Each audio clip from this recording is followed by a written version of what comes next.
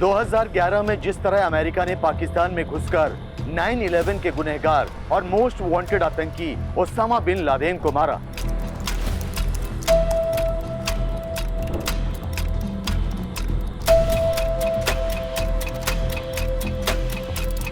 जनवरी 2026 में जिस तरह अमेरिका ने वेनेजुएला के राष्ट्रपति निकोलस मादुरो को बंधक बनाया,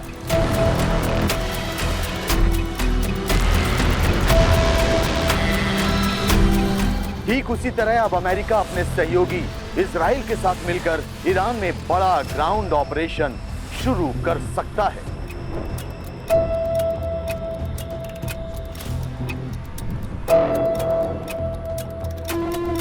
नमस्कार, मैं हूं दिवाकर सिंह और आप देख रहे हैं भारत बज़ लाइव। मैं आपको बताने जा रहा हूं अमेरिका के उस सीक्रेट प्लान के बारे में जिससे ईरान के आला अधिकारी और सेना पहले से भी ज्यादा अलर्ट हो गई है। दरअसल अमेरिका ईरान के साथ युद्ध में ग्राउंड ऑपरेशन शुरू करने जा रहा है। ग्राउंड ऑपरेशन यानी जमीनी लड़ाई, और इसके लिए अमेरिका अपनी एलीट टीम का इस्तेमाल करेगा। गौर करने वाली बात यह है कि अमेरिका के इस प्लान में इजराइल भी शामिल है। दोनों देश एक साथ मिलकर ईरान के न्यूक्लियर साइट्स और मोज्तबा खामेनेई के बंकर पर हमला करने की योजना बना रहे हैं। इस प्लान को अमली जामा पहनाने की जिम्मेदारी होगी दोनों देशों के स्पेशल फोर्सेस के ऊपर, अमेरिका की डेल्टा फोर्स और इजराइल की साइरेट मटकल।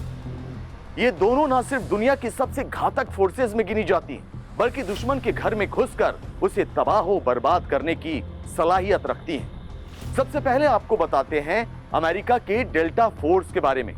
ये अमेरिका की सबसे एलीट काउंटर टेररिज्म यूनिट है, मतलब आतंकवाद से लड़ने वाली यूनिट। ये यूनिट अमेरिकी आर्मी के स्पेशल ऑपरेशंस कमांड के तहत काम करती है। इसका काम हाई वैल्यू टारगेट को मारना, बंधकों को बचाना और खुफिया ऑपरेशंस को अंजाम देना है। ये यूनिट इतने सीक्रेट तरीके से काम करती है कि इसके जवानों का चेहरा कभी सार्वजनिक नहीं किया जाता।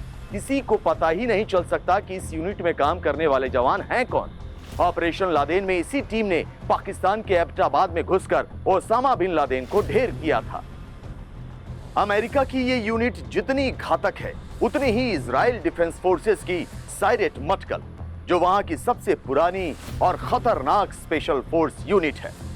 साइरेट मटकल दुश्मन के इलाके में दबे पांव घुसती है, खुफिया जानकारी इकट्ठा करती है और हाई प्रोफाइल टारगेट को खत्म कर देती है। इजराइल की सेना में इसे जनरल स्टाफ रिकॉनिसेंस यूनिट भी कहा जाता है। इस यूनिट में सिर्फ 8 से 12 जवान होते हैं। यही वो टीम है जिसने अरब देशों में गुप्त हमले किए थे। यही वो टीम है जिसने युगांडा में बंधकों को बचाया था।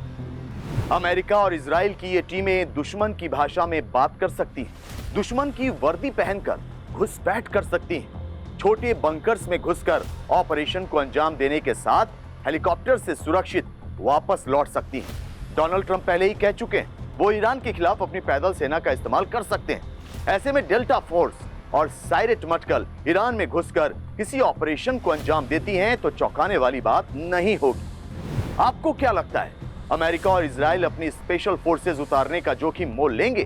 क्या दोनों देश ग्राउंड ऑपरेशन को अंजाम देंगे? अगर ऐसा हुआ तो ईरान क्या करेगा? कमेंट बॉक्स में जाकर अपनी राय हमें जरूर बताइएगा।